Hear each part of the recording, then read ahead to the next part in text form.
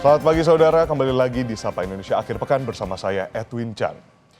Diduga mengalami keracunan, masal makanan hajatan, puluhan warga Ponorogo, Jawa Timur dibawa ke puskesmas dan rumah sakit.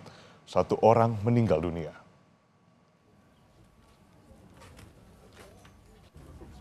Korban meninggal Sabtu pagi setelah sempat dibawa ke rumah sakit Yasvin Gontor dan RSUD Ponorogo pada Jumat malam.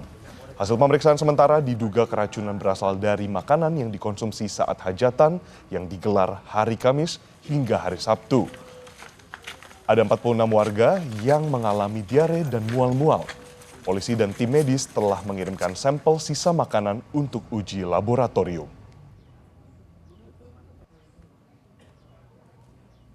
Saat ini informasi yang didapatkan oleh petugas ada 46 orang yang menderita sakit dan ada 1 orang yang meninggal dunia. Mayoritas saksi-saksi yang menderita keracunan kita ambil keterangan. Kemudian dari pemilik catering juga kita ambil keterangan, termasuk dari pihak puskesmas ataupun dari pihak lab yang melakukan penelitian untuk menjelaskan hasil daripada penelitian. Dan untuk mengetahui informasi terkini terkait keracunan massal di Ponorogo, Jawa Timur, kita tanyakan jurnalis Kompas TV Hendra Setiawan. Hendra, saat ini bagaimana kondisi para korban dan bagaimana hasil penyelidikan polisi dari hasil uji lab sampel makanannya? Edwin dan selamat pagi saudara. Hari Minggu ini, tepatnya hari ketiga sebenarnya setelah hajatan, ada total puluhan, yaitu di satu tempat ada 46 warga dilaporkan mengalami diduga keracunan, 1 orang meninggal dunia dan 1 orang saat ini masih menjalani perawatan di puskesmas di wilayah Jetis Ponorogo. Nah, kepolisian sendiri sampai saat ini masih terus mendalami kasus ini, termasuk memeriksa beberapa saksi, di antaranya adalah para korban yang sempat mengalami diare dan juga mual, yaitu yang diduga mereka juga mengalami keracunan karena mengonsumsi makanan hajatan itu. Dan selain para korban juga kepolisian telah memeriksa tim puskesmas yang sempat memeriksa para korban di awal, dan juga yang paling penting adalah kepolisian memeriksa dari pemilik catering yang di saat yang bersamaan melayani 2 lokasi berbeda dengan menu yang sama, yaitu sate gulai, dan di 2 tempat berbeda ini juga pada Sabtu siang puluhan orang juga mengalami hal yang sama, artinya diduga keracunan. Begitu Edwin. Baik Hendras, mungkin terkait dengan hasil pengecekan dari laboratorium. Nah, di sini berarti melibatkan Puslap 4. Ada kabar dan juga informasi terkini dari Puslap 4? Ya, memang hari ini hari Minggu memang belum ada hasil keluar, cuman barusan saya mencari informasi atau kontak dengan Kasat Reskrim Polres Ponorogo AKP Rudi Dadanto.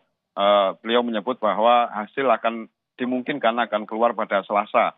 Nah, hasil ini juga menjadi kunci nantinya apakah proses hukum atau akibat dari dampak dugaan keracunan ini bisa diproses atau tidak. Dan juga dari hasil ini pula nantinya akan mengetahui, karena di 2 tempat berbeda, yaitu di wilayah Desa Bondrang dan juga di wilayah Desa Bungkal, setidaknya di 2 tempat ini di hari yang sama pada Kamis malam ada 2 hajatan besar, ada hajatan keluarga. Di 2 tempat ini pula memesan tempat catering yang sama, dan di 2 tempat ini pula puluhan warganya mengalami keracunan.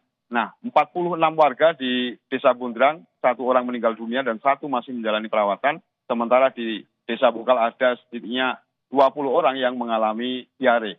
Dan dimungkinkan sejak Sabtu kemarin siang hingga sore ada beberapa orang yang berangsur-angsur juga kembali mendatangi puskesmas karena mengeluh hal yang sama. Itu pula yang saya dapati kemarin waktu di lokasi, beberapa warga sempat pada pagi tidak merasakan apa-apa, namun menjelang siang mereka merasakan mual sehingga terpaksa memeriksakan diri ke puskesmas terdekat dan tim medis dari puskesmas terdekat. Begitu Edwin.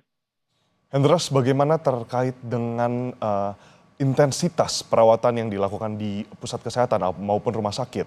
Bagaimana kondisi korban yang dirawat? Apakah mereka sudah pulang? Ya, sebagian besar memang pulang, artinya mereka menjalani rawat jalan karena hanya mengeluh mual sedikit dan juga pusing. Namun tim medis dari puskesmas dan juga rumah sakit menyatakan bahwa para pasien ini bisa menjalani rawat jalan. Namun beberapa yang kondisinya lemah, termasuk korban yang meninggal dunia dan 1 orang yang masih menjalani perawatan ini, terpaksa mereka menginap menjalani perawatan di puskesmas karena memang kondisi tubuh mereka lemah.